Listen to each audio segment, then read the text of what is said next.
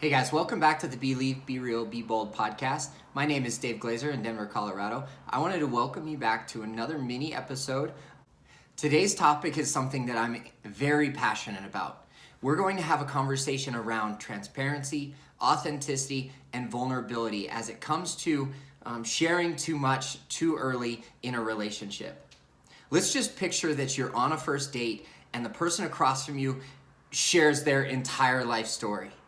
If you tuned into Amanda McLaren's episode, The Numbers Game, she actually shared a story of her on a first date where she felt and got this gut feeling that the person across from her simply just wanted to talk. And she used it as a learning experience for her and thinking, I can actually work on my active listening skills right now with somebody that I don't believe is going to have a second date with. So she opened up the opportunity for this person to share what he was going through because she felt like he needed to do that. She knew it wasn't going to go any further, and so she simply just became present to the moment and dove back into the conversation to be there more like a friend or a listener more than anything else. And that's what I want to talk about today is TMI, too much information.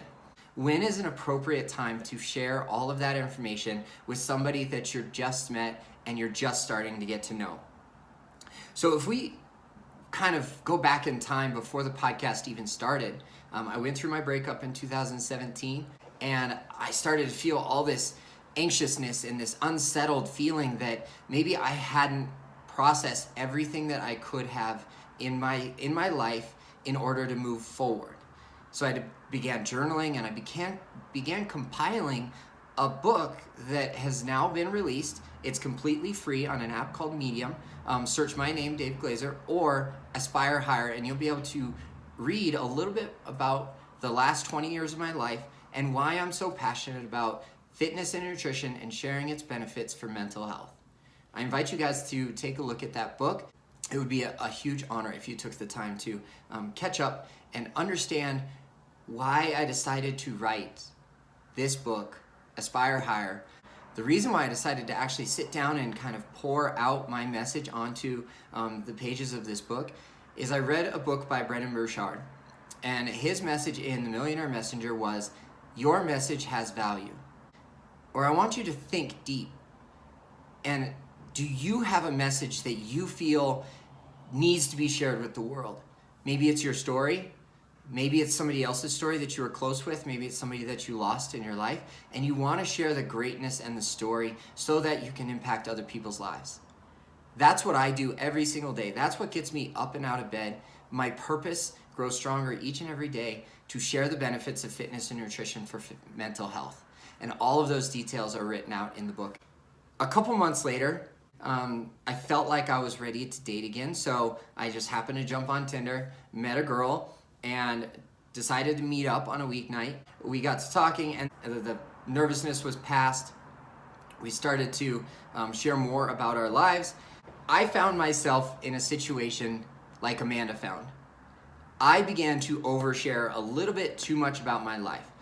Maybe I hadn't gone through the process of dealing with everything and maybe I just hadn't quite discovered that I wasn't ready to date yet.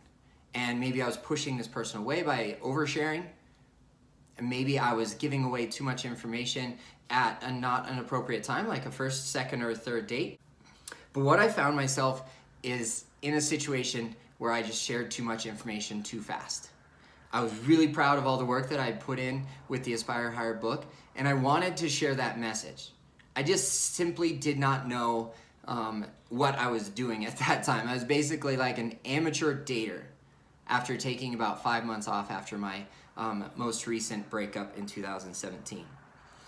What ended up occurring is it felt really inauthentic, and I missed an opportunity to connect with another individual because I took it upon myself to just like be completely transparent, lay it all out there, and unbeknownst to me, that is actually known to backfire. And so when I went through this kind of ups and downs of trying to date again after a period of choosing to take a break, which was so good for me. And that's something that I encourage for you guys to do as well. After a breakup, take a time period. Go speak to somebody professionally, reach out to a coach, your favorite expert guest here on the podcast, and they would be happy to listen to you and give you guidance when you are ready to get back into dating. So I started looking around and I started asking my friends, hey, do you know of any resources I could look into about oversharing and too much information, and when is an appropriate time to share my life's history with somebody else, somebody that I'm trying to get to know, somebody that I maybe have just met, no matter where I met them. If you want to hear more about that personal story of mine, you'll laugh, you might cry, head on over to patreon.com/BBR podcast to hear the full story of me oversharing about a year ago. And I came across Daring Greatly by Brené Brown. That book came to me at the exact right time in my life. I started to dive into what it means to differentiate between shame and guilt, which is something that she researches very, very deeply. If you have not caught Call to Courage yet on Netflix, I recommend it for everybody.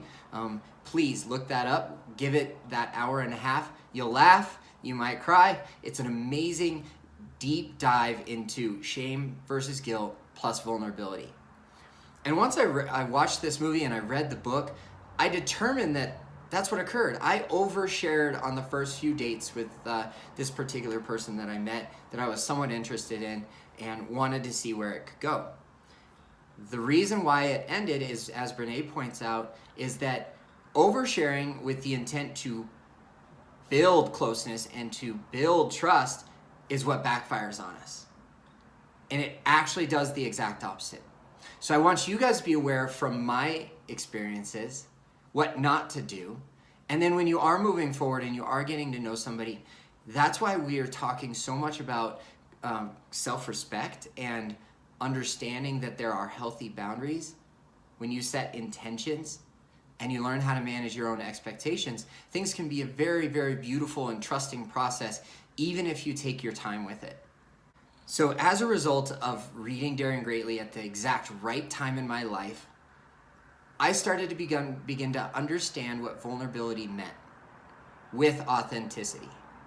I started to ask friends and family and our expert guests on the podcast, can vulnerability exist without transparency? Now that I've asked you that question, let me ask you a follow-up question. Can vulnerability exist without authenticity? And that, folks, is in essence what this podcast is all about. How do we be vulnerable, showing up as our most authentic selves? And if there's one thing that I've learned in the last year of being the host of the BBR podcast, is that vulnerability without boundaries is not vulnerability. You don't measure vulnerability by the amount of disclosure. You measure it by the amount of courage to show up and be seen when you can't control the outcome. And I'm taking those words straight from Brené Brown's Call to Courage on Netflix special. It was a phenomenal to sit down and actually watch her speak on something that resonates and means so much to me, guys. So as we move forward, I want you to understand that transparency, you'll hear it on an upcoming episode with an interview of a friend of mine in Florida.